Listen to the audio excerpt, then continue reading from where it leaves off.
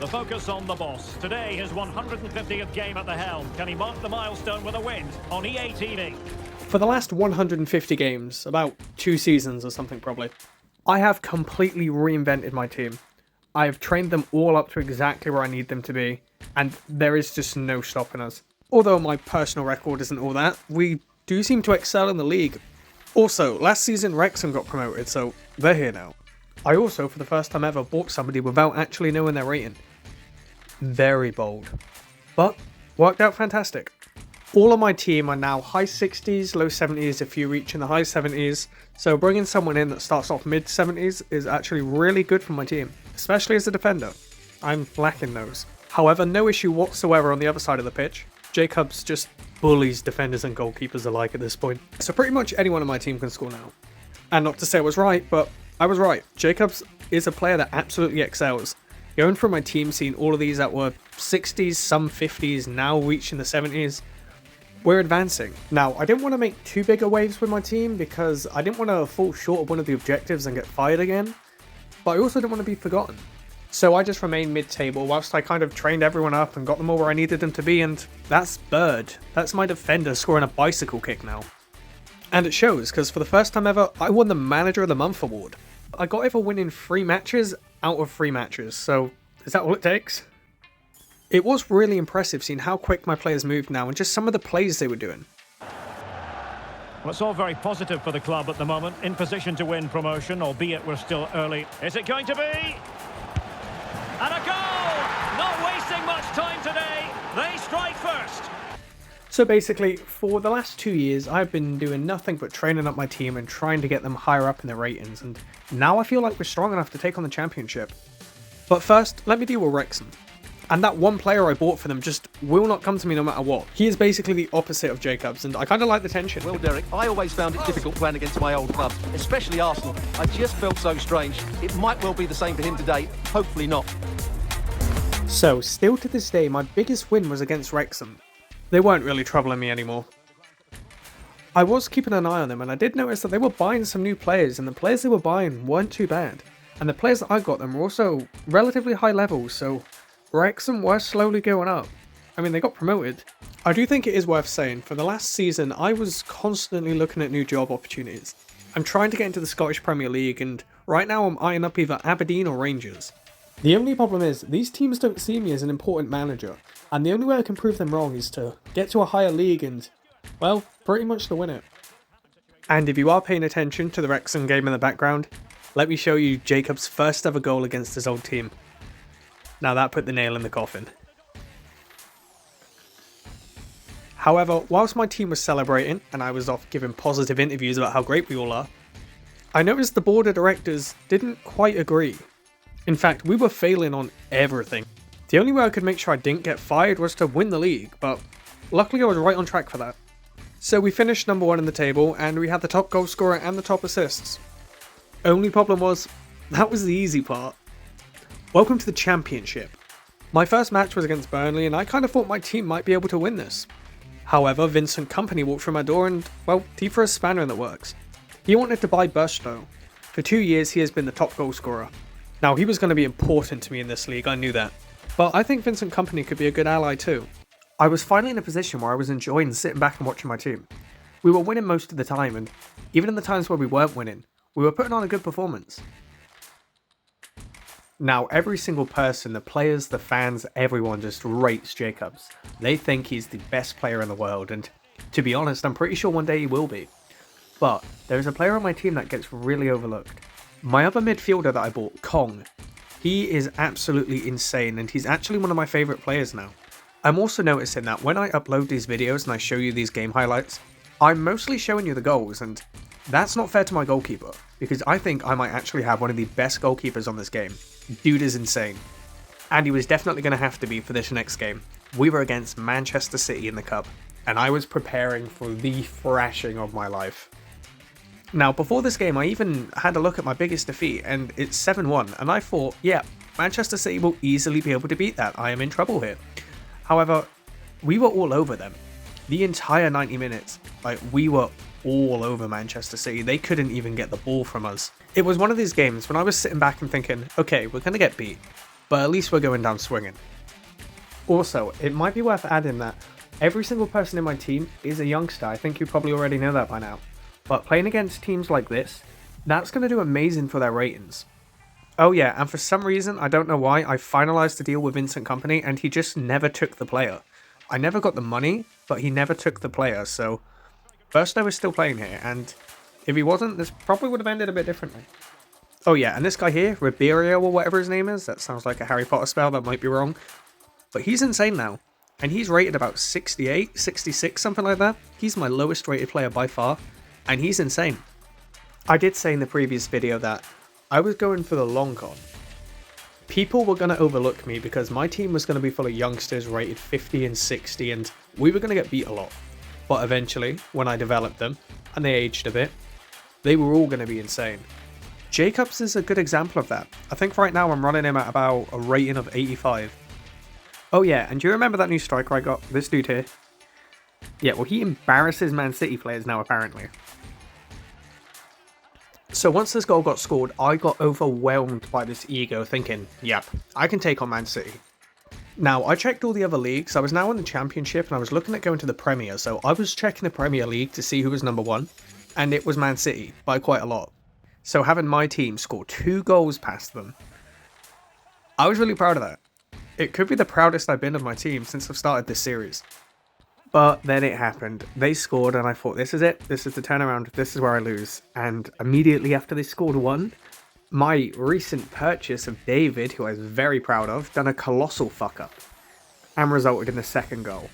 The problem was my team don't have enough stamina to be able to take this to extra time, so I was pretty much fucked. Locked together then, these two sides, and on we go now to penalty kicks.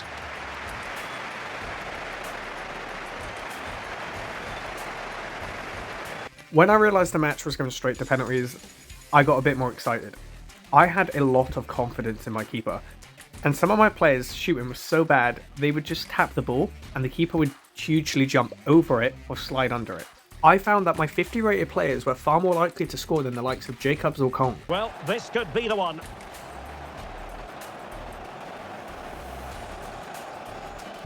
And there we have it. They've stamped their ticket for the next round. Well, all the pressure was on him, but he looked so cool, didn't he? It was never in doubt that he wouldn't score.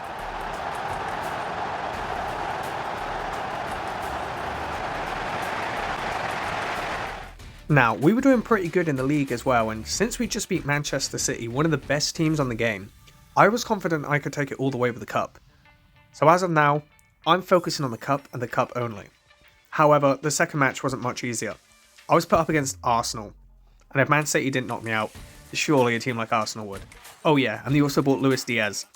I also noticed in the Man City game that they had Andy Robertson. So Liverpool have sold a lot of their players, and that could mean one of two things. Either Jurgen Klopp is going to have a horrible team and he's going to end up at the bottom of the league, or Jurgen Klopp is filthy rich because he's sold all the best. Now, I hope everyone is remembering all the youths that I had to start with, because they're the ones scoring now. My plan seems to be working, and if it's working against big teams like this, surely I can beat any team. Goal scoring aside, the play that my team are doing now is very impressive, and I'm quite proud of how they move around the field. Not to mention the goalkeeper and the strikers, I've pretty much got a full team. My defence still needs some work. There are a few 60s there and low 70s still, and I'm pretty sure that is the weakest part of the pitch, which is very bad and explains why we concede a lot of goals. Now, Luis Diaz is really good at dribbling and his shooting is really impressive, so I was hoping he wouldn't get the ball off me, but he did, and he managed to score. So, towards the end of the game, Arsenal got a corner, and their goalkeeper come up to participate in the corner, which was a horrible idea. This is probably one of my favourite Jacobs goals because he just runs down the side, he ain't beating the keeper back, so he takes the shot and it goes in. And you can see how he celebrates. We have just secured this win. Looking at the teams remaining, I was pretty confident I could beat all of them, other than Liverpool. I wasn't wanting to go up against Liverpool. But the next team I got was West Brom, and that's fine. West Brom are actually in the same league as me, and I don't think they've ever beat me. And I'm pretty sure the least I beat them by is about 3-0, so I was confident we were winning this. So confident, I switched up my team and put on my youths. I had all my young players and the players that don't get a game playing this one just because they need game time, and I was overconfident. Now, this could be the point where I say I was completely wrong and I got absolutely smashed by West Brom and everything come crashing down, but no, that didn't happen. We scored. Like, we scored a lot. And we bullied them off the ball. They didn't get to keep the ball for long. We had full possession and, well, 100% of the goals. So this was actually the easiest match that I had in this cup. You can probably tell that. I like looking back at this because if you see some of these players on the pitch here, well, we've got the good ones, but we've got Rodriguez, we've got Luntz, all these players that are like 50, 60 rated. Then we got another free kick in the exact same spot. A little bit of deja vu going on here. The only problem is, Jacobs was off the pitch. This meant I had no choice but to let Kong take it. But, like I stated earlier, I actually think Kong is as good as Jacobs. So we moved on to the next match of the cup, because that's what this video is about now apparently. And we were now undefeated for 6 matches, and we won 3-2 in the FA Cup. I would make a video about the FA Cup, hey, I might even do it with the next one, but I wasn't confident I was winning that. Anyway, next we had Wolves, and Newcastle were against Liverpool, so it looked like we had Liverpool in the finals. Now, just like West Brom, I got cocky and expected an easy win against Wolves, considering how easy I beat teams like Arsenal and Manchester City. So I put all of my youths on and got rid of all my good players. Still had 1 or 2 just to keep support going, but this may have actually been my fault, because the game ended 0-0 and we had to continue on to a second leg. Now, I was not making the same mistake again, and I brought all my best players on and I was going for an early W. And with Jacobs and Burstow, it's kind of difficult to lose. These two play together really well, and if they do tend to mess up, there's always Kong on the left hand side with the amazing crosses. And my goalkeeper played absolutely amazing. My goalkeeper was easily man of the match in my opinion. The goal scored past him was just absolutely heartbreaking, it was just poor luck. And the new player Bean that I've got, he's also playing really well now. Now he's a left winger, same as Kong, so I have to choose which one I want to play, and they're both really good. I do try to get them both on the pitch at the same time if I can, but they're also good subs to have. Switch one out for the other, it's always overpowered on that side of the pitch. After we beat Wolves, we were moving on to the final, and this was going to be the first ever cup that I've won on this manager career mode. This was a big moment for me. And turns out it's against Newcastle, not Liverpool. I wasn't prepared for this, but how hard could it be, right? It promises to be a full throttle occasion, and we expect a game to remember. It's the final of the Carabao Cup.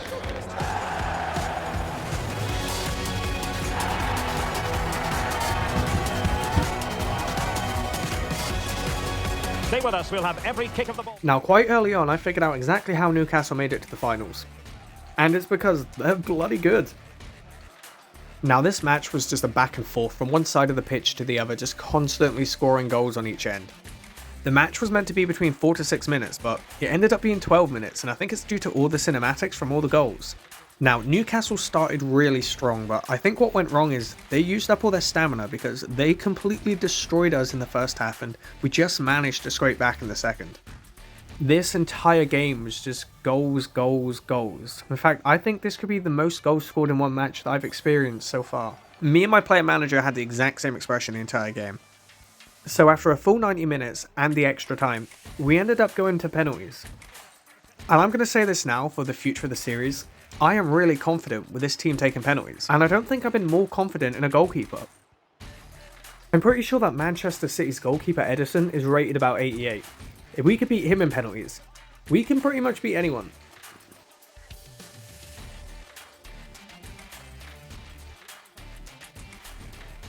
It all falls on his shoulders. If he scores, they win. And there it is!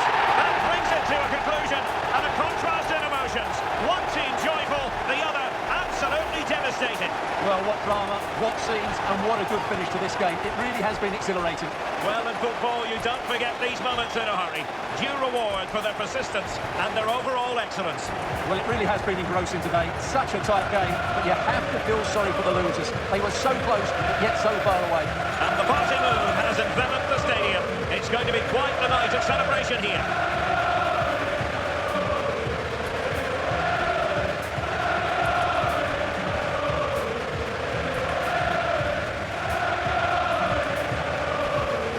And now they prepare to walk together in anticipation of the trophy presentation. Well, it's now just beginning to sink in. They are the winners of this great cup. Any second now, they'll be able to hold it aloft. All congratulating each other, and rightly so. The sweet taste of success. want to let go of that trophy, do they? Absolutely not. They've worked so hard to win this trophy. They've been brilliant throughout the tournament. You know, top-class performance from them and their fans.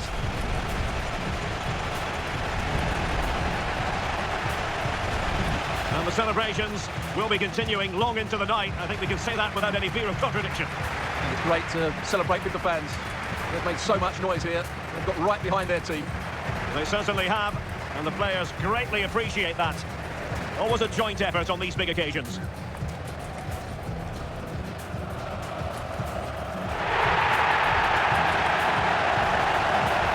And now the players get to relax a bit and enjoy having the pictures taken. Well, these photos will be cherished for years to come, won't they? Certainly ones to show the grandchildren.